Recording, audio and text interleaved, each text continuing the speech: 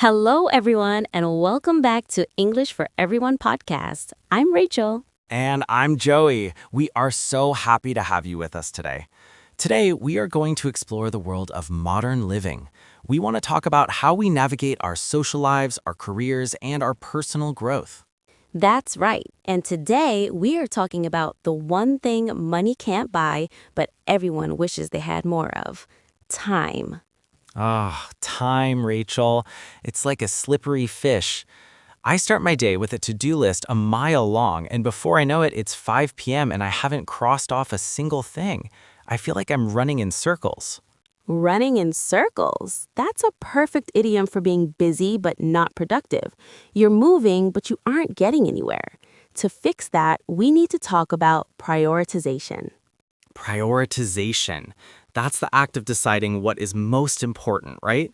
But everything feels urgent to me. My emails, my phone calls, my laundry, they're all screaming for attention. When everything is urgent, nothing is important. Have you ever heard of the Eisenhower matrix? Eisenhower, like the US president, did he have a secret weapon for managing his calendar? In a way, yes. It's a grid that helps you categorize tasks into four quadrants. Quadrants. Those are the four parts of the grid. So I should focus on the important but not urgent stuff, right? Exactly. That's where growth happens. But Joey, the biggest enemy of time management isn't a busy schedule, it's procrastination. Procrastination, my old friend. Why do today what you can put off until tomorrow, right? I'm a master at dawdling. Dawdling. That means wasting time or moving slowly. To beat it, try the Pomodoro technique. Pomodoro, like the tomato sauce? Am I cooking my way to productivity? It's named after a tomato-shaped kitchen timer. You work for 25 minutes with total focus and then take a 5-minute break. That sounds manageable. It's like a sprint instead of a marathon. But what about distractions? My smartphone is a time vampire. Time vampire. I love that. It sucks the life out of your day. You have to set boundaries. Turn off your notifications. Notifications, those pings and buzzes that interrupt my train of thought. If I turn them off, I feel like I'm missing out. That's FOMO, Joey, fear of missing out. But if you deep work for 2 hours, you'll accomplish more than in 8 hours of distracted work. Deep work, that's a term for focusing without distraction on a cognitively demanding task. It sounds intense. Okay, Rachel, let's talk about the morning person myth. Everyone says I have to wake up at 5 a.m. to be successful, but I'm a night owl. Am I doomed?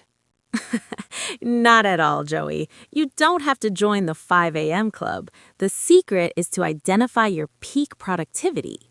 Peak productivity. So that's the time of day when I have the most energy and best focus.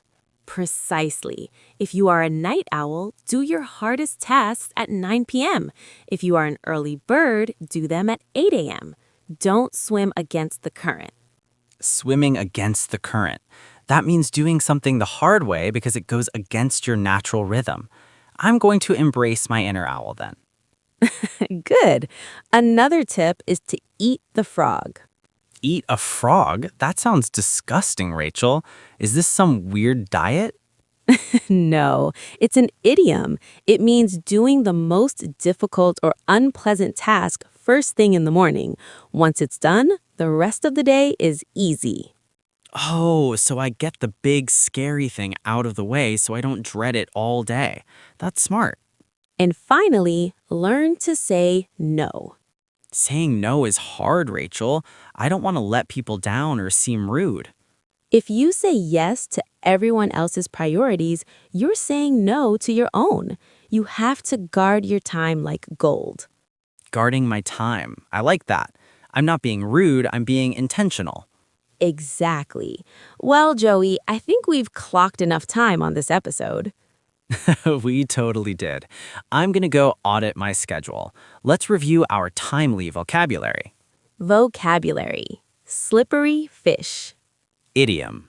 Meaning, something that is difficult to catch, hold on to, or define.